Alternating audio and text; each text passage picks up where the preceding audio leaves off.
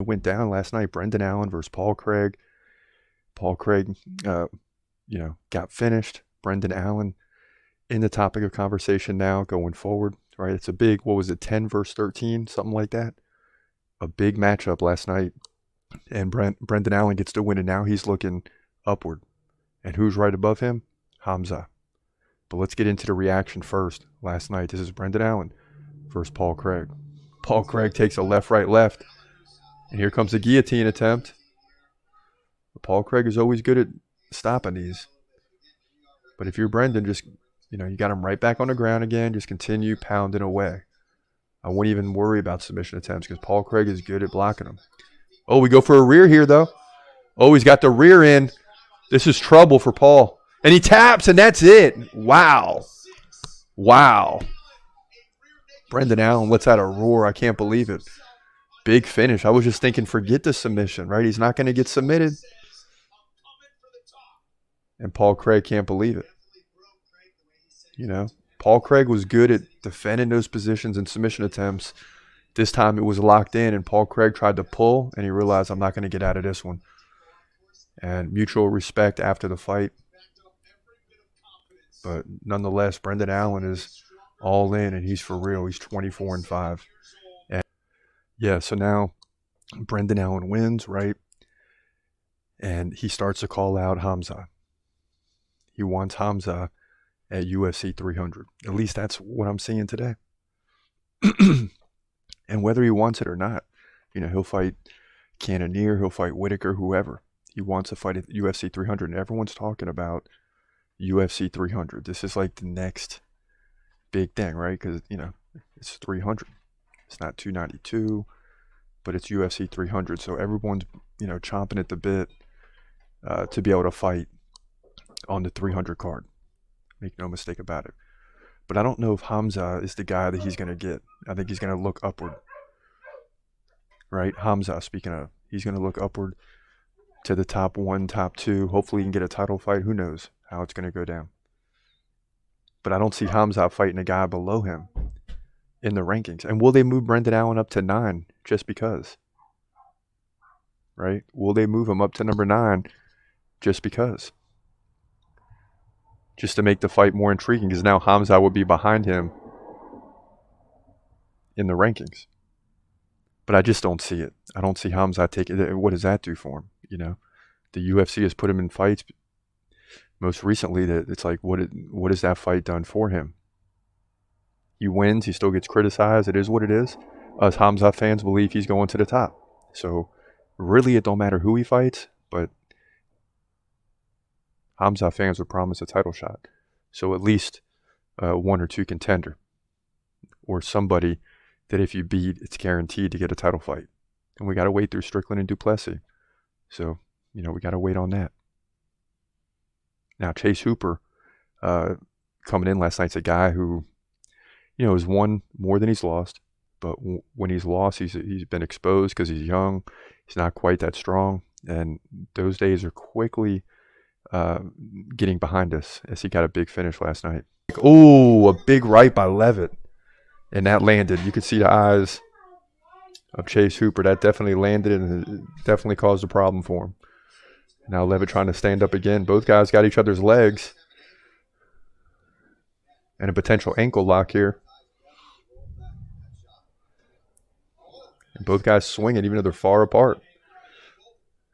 And another left by Chase. Okay. Chase is spinning out of it. And you saw a lot of this in the Patty fight where Jordan Levitt's going to try to control things and eventually he gives up position. And Chase Hooper here looking to get the rear locked in. Oh, he's got it locked. Look at this. Look at this. Come on, tap it. Let's go. Okay, Chase. Okay, Chase. He lets out a big roar. And Chase Hooper gets the submission victory over Jordan Levitt, a.k.a. the Monkey King. And that fight finished quickly. Yeah, and of course, we're rooting for Chase Hooper. We predicted him to win. We like this guy. Like what he's bringing to the table. Shoulders getting stronger. Body getting stronger. He's fighting in a lightweight division. And the sky's the limit for him right now. But the UFC should still give him 2 years. 2 years of fights like the Jordan Levitt fight. Let him keep getting stronger, building his confidence. He's nowhere near his prime just yet. But that's a guy to keep on your radar for sure. And then a little bit of controversy last night with Trey Ogden, who was cruising to victory. It looked like he got a submission. They ruled it a no contest, and he's upset about not getting paid.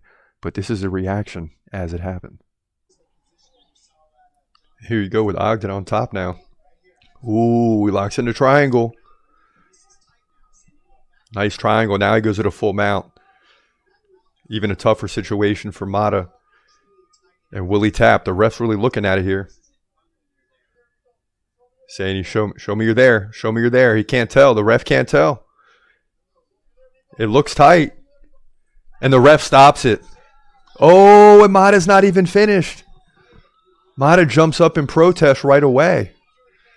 Oh. Wow. The ref said, show me you're there. But he's on his back in a triangle. You know, how do you show that you're good to go? And that's a tough situation for the ref, because if he does have the finish, you don't want to leave the guy there for too long, right? So what are you supposed to? And that's just one of those situations. And the commentator is saying you got to let these guys fight, but how do you know if you're the ref? I don't know, man. That's a tough one. And you see the replay. The hand never moved, but it might not have anyway. So it's hard. He's got his right hand under the armpit of Ogden trying to push up. And then the ref just jumps in and stops it. Amata puts his hands up right away saying, what's going on here? Yeah, and that's just one of those situations where it's bad for the ref. The angle's bad. The fighter can't show that he's there because that might put him deeper into the triangle. And at the end of the day, it's a no contest, and Trey Ogden's not happy about it because he fought 3 rounds for half his pay. He doesn't get the win bonus. And UFC fans, especially on Twitter, aka X, are calling for the UFC to pay the man. Pay the man his win bonus. It can't be that much, you know. But then the UFC's jumping on what the decision might have been, could have been, and obviously it didn't go that way. So, and these fighters get upset because they want their win bonus. So you had all that going on. Now, as far as the picks last night, you see there we finished 5-0, and that really helped because at one point we were 4-4, and then we hit the 5-fight win streak, and it's back to the good old days where we dominate in the final, in the main card. 5-1 in the main card, 5-0 to finish, 9-4 on the night, 27-12 main event. We got the Brendan Allen correct last night, and we got that was our 300th win, 300 and 168-6. We'll take that, man. That's crazy. But yeah, the undercard, the prelims was tough to predict. It kind of kept going back and forth. We were down right away, 0-1. Then Ogden, we should have got that when we didn't. And then we lose another, and then all of a sudden we win a couple, and then lose a couple, and then we hit the 5-fight win streak. So we'll take that every day. He's gonna fight, wait, he's gonna fight, wait, hold your breath till the end of the night. Last fighter call, UFC at its height, yeah, bringing that thunder with all his might, saying step up, wanna fight, hold up, think twice, gladiator, assassin, reckless, no abandon, walk through that cage, he'll leave your ass stranded, wake up, hey, where you at, hey, got hit in the head with a baseball bat.